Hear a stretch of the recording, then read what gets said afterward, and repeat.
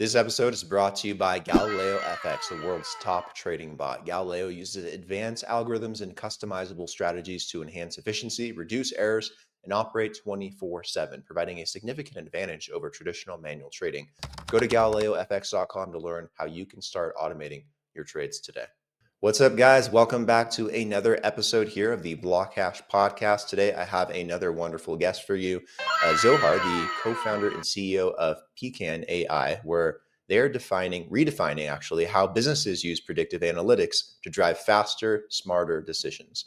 So we're going to learn more about Pecan today. Zohar, welcome to the episode. A pleasure to have you here. How you doing? Very good. Thank you. It's my pleasure to be here today. I'm sure we're going to have a wonderful discussion and excited to dive into Pecan. I'm sure people would love to learn a bit more about yourself first before diving in. If you want to share a little bit about your background and your personal story, how you kind of wound up in this industry, what got you interested in AI, if there was any early indicators or things that sparked your interest, and then how did that eventually lead to Pecan? So my personal background starts with the academia. I did a dual PhD in parallel, one in philosophy of AI and the mind, and one in computational neuroscience, which is basically tools of machine learning and AI to simulate and emulate brain processes.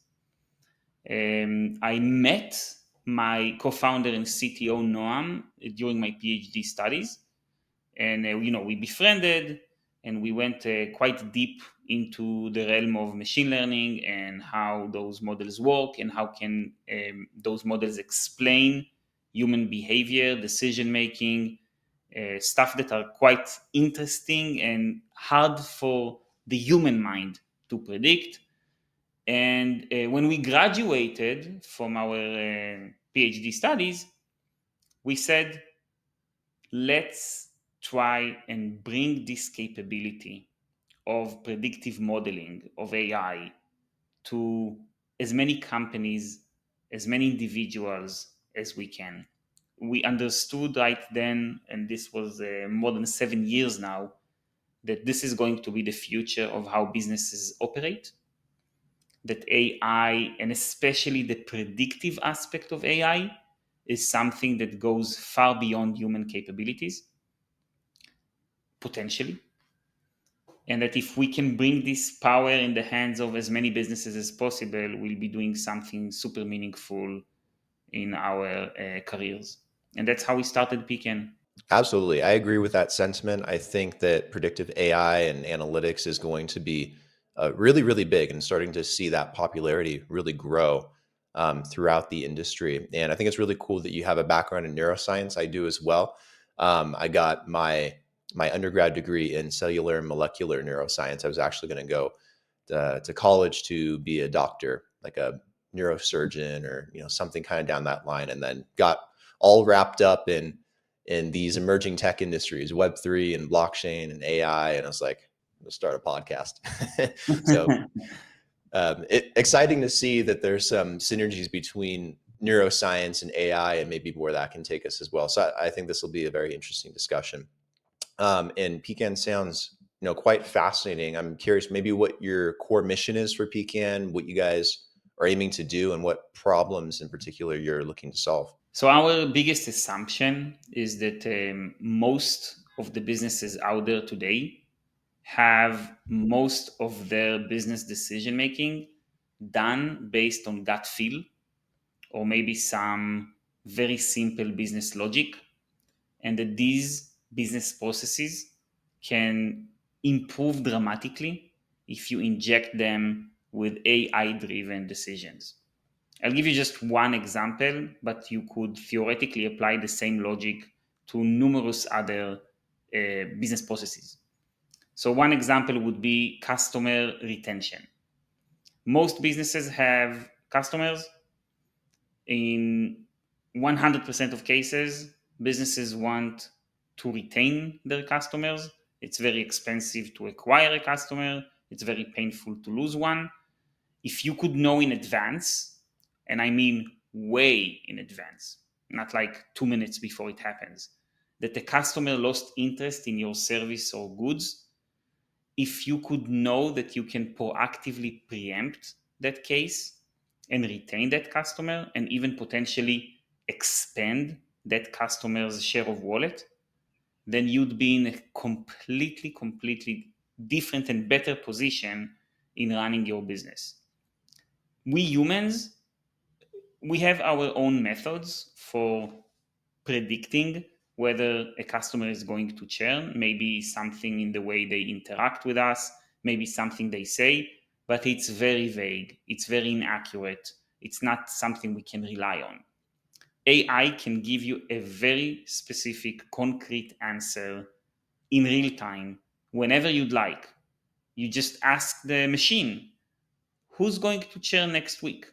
And you get the list of the customers who are most likely to churn. Then you have some time to act.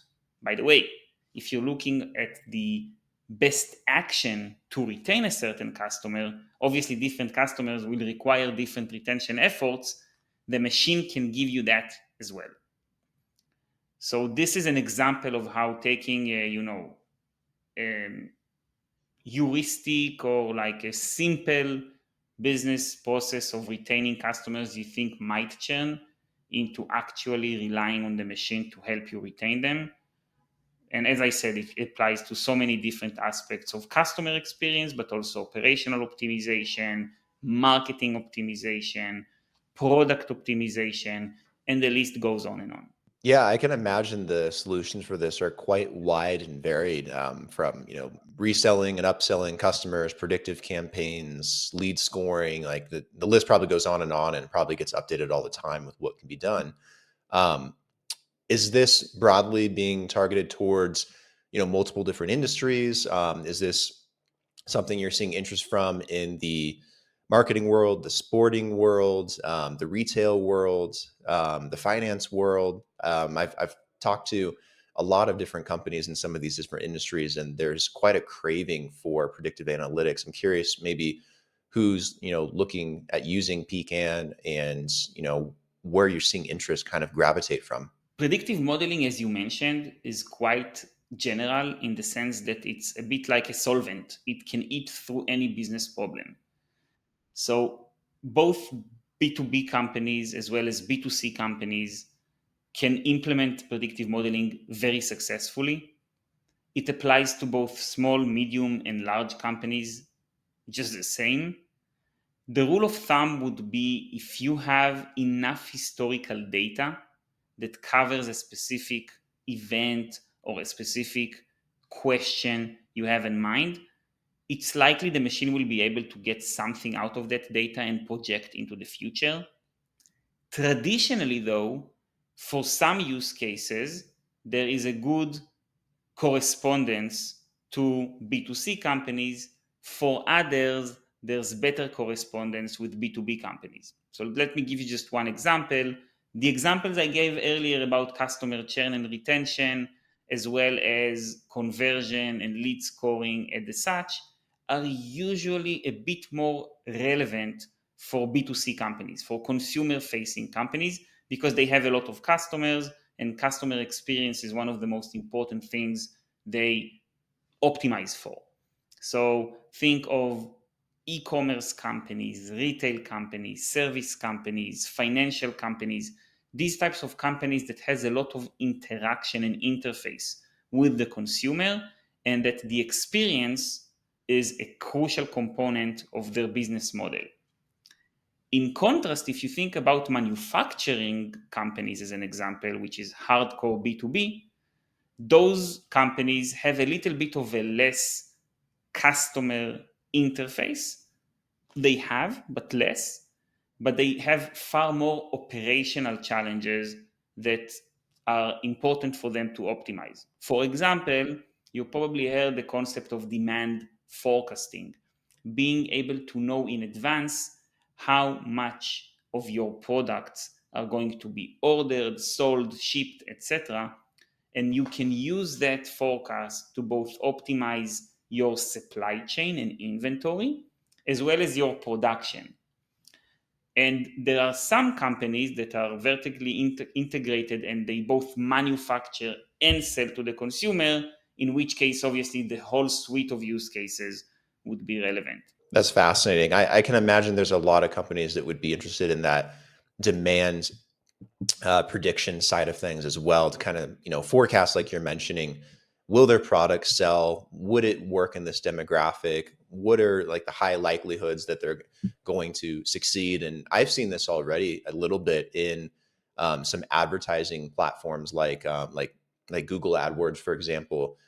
They're using it as well, and that seems to be, I just turned on Google. It's one thing I hate about AI is it's always listening. You can't escape it. But I've seen it in Google AdWords. I've seen it in X ads, and I'm sure this will become more frequent and more common.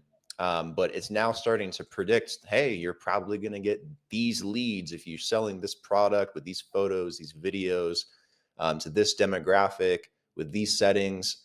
And I know it's just kind of the beginning of it, but it's getting to the point where it's optimizing, I think, really, really well, and I think going to make it much easier for companies to target. The whole purpose of Pecan is helping as many companies adopt these capabilities. Most of the use cases I've mentioned are living cases where many companies are already using them. The use cases are not necessarily very new. It is the ability of less, call it resource rich companies to also implement these use cases that we are very passionate about. Absolutely. And that makes sense. And those are probably the companies that need it the most too, right? Because they don't have those resources that maybe a larger company does. So it gives them a more of a competitive advantage. I want to talk about your guys' co-pilot, your predictive co-pilot. Can you tell me a bit about that process and what are kind of those steps involved if someone wants to use Pecan and they want to model some data, they want to evaluate it, and they want to get some predictive analytics out of it? What do those steps kind of look like? So, apparently, from all the research we've done before starting the company, and obviously all the experience we've gained in the last 7 years of democratizing predictive capabilities, apparently, the hardest part in building predictive models isn't about the models themselves. The models themselves, the models that are able to digest data and yield predictions, are quite easy to implement. The hard part is getting the data from its native form as it sits in the organizations, whether in the CRM or in the database or in other data sources. How do you transform this data in a way that tells the story that you want to predict on so that the machine can actually make sense of it? So there are more than 20 different steps that are highly nuanced and are very data dependent. Every company has its own data. The data tells its own story, and you have to adapt those specific steps to the data specificities of each and every organization. It is that part of making sense out of the data so that the machine can model it that our co-pilot specializes in. Think of it as a friend that works with you on the data in a conversational way, basically guiding you and generating code for you so that you don't have to do any coding in processing the data, analyzing it, cleaning it, restructuring it, engineering it, so that eventually the data becomes quote unquote prediction ready, and then the copilot would train the models, and then it will help you understand your model. So think of it as we are using AI to also explain AI.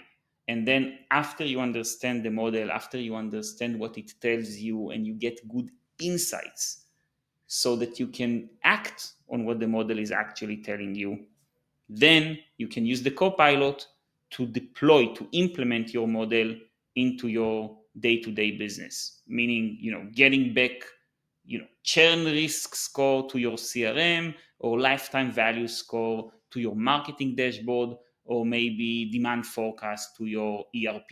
Awesome. And they don't need to know any coding. They don't have to have experience in coding. I think you mentioned that as well. So it's just, pretty seamless for any company really to use, right? Yeah, that's the holy grail we were aiming for many years. We wanted literally no barrier to entry for anyone, and not only those who went through, the whole data science uh, professional guidance that many haven't. How does Pecan stack up to maybe some other competitors out there, like Amazon SageMaker, Google Vertex? Obviously, those are some very large companies that are probably aggregating from a lot of data as well. And I haven't used them in my own experience, so I don't know if they're any good or not. But I'm curious, maybe what makes you guys unique, stacking up to something like that, and in terms of performance. So I'd say both SageMaker and Vertex are phenomenal predictive modeling platforms. We have a ton of appreciation to both. And as you mentioned, these are extremely powerful platforms used by many different companies out there. The only difference between Pecan and those platforms are the user requirements they require. If you want to actually build a model using SageMaker or Vertex, you need to have some data science background and understanding. And if you have data science background and understanding, we would actually recommend using SageMaker and Vertex. You don't need the whole layer of abstraction and conversational modeling we provide. But most people in most organizations don't have the data science expertise and experience. They just want to, make a quick prediction with their business understanding and their data and start using those predictions in their own environment. The other platforms just don't provide this capability. So from that perspective, we feel very confident that those giants are going to work with the data science audiences, and we are going to work with the, call it, business people, operation teams, analysts, marketing teams that just want to have predictions done quickly on their own. Got it. And then what does pricing kind of look like for Pecan? Do you guys have that stacked up in like different tiers? Like what do those tiers also kind of look like? And I imagine they kind of range from like maybe a small business or professional entrepreneur to maybe a larger corporation in terms of how that scales accordingly. But what does that kind of look like? Yeah, so you can't really be a company that claims it democratizes AI and predictive modeling and then be very expensive to begin with, because then you're not really democratizing anything.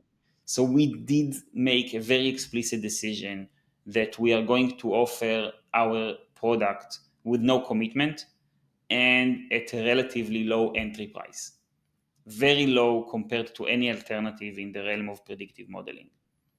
We charge based on consumption in terms of how many models you train and how many models you deploy, which means we are very tightly coupled to the actual value we deliver. It's not usage based, it's actual value based. And we take a lot of pride in the fact that this is how we structure our pricing. And yes, there are different tiers that map into the varieties of data complexity, amount of data, and as I mentioned, how many models you are actually using. And then do these plans allow for integration with third-party business tools and business stacks that may already be developed, or are those restricted to certain tiers? Like, what's the accessibility kind of look like? So again, just because the whole philosophy here is democratization, we allow all of our connectors available to everyone from day one. You can connect to any data source. You can bring in any other external technology that you'd like to include. We are going to charge only by the value that you are seeing as a customer, which is tightly correlated, obviously, with how many models you build and how many models you deploy. Awesome. And then do you guys have any demos or product tours that are available that people can take a look at, or do you guys like have a setup for like consultations to do that, or what's that process? Definitely. We have a product tour and a product demo both in our website and online. People can just search Pecan AI.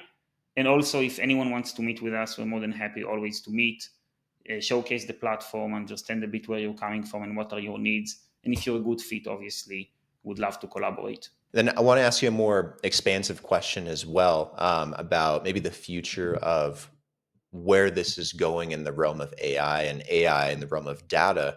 I'm sure everyone has their own opinion, but I'm curious in your opinion specifically where you think this might take us, 5, 10 years down the line with the rate that AI is growing, the rate that predictive AI and analytics is going to continue to expand. What do you think that near future is going to kind of consist of? I'd say, like you mentioned, different directions, many opinions, probably most of them are very valid. One aspect that I would like to highlight is the data.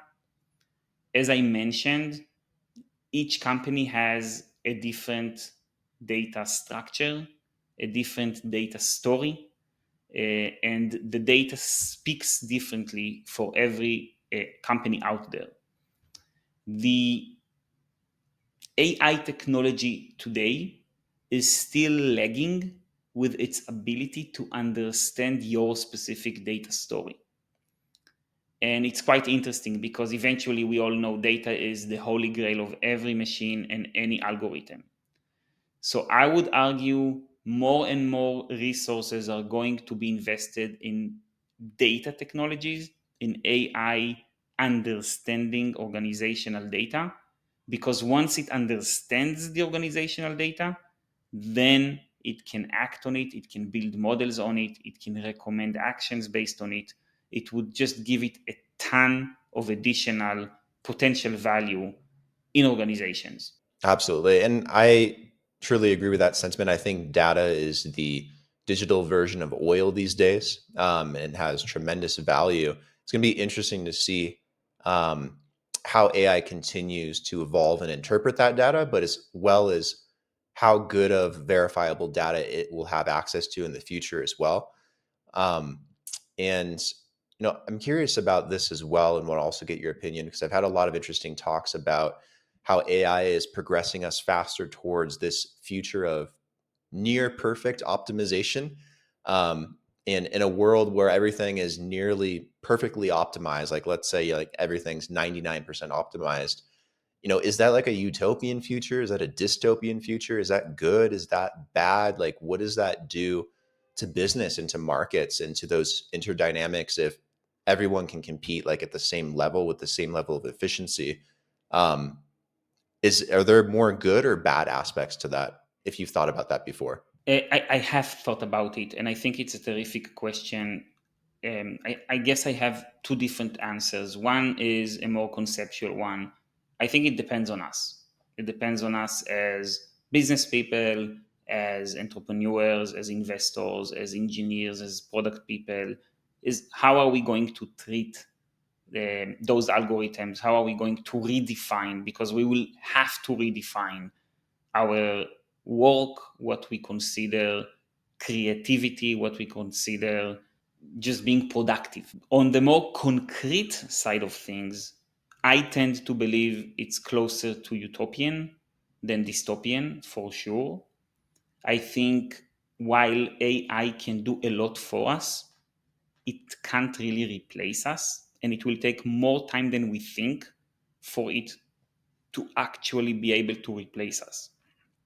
Even today, with most outputs coming from AI systems, you have to have a human in the loop.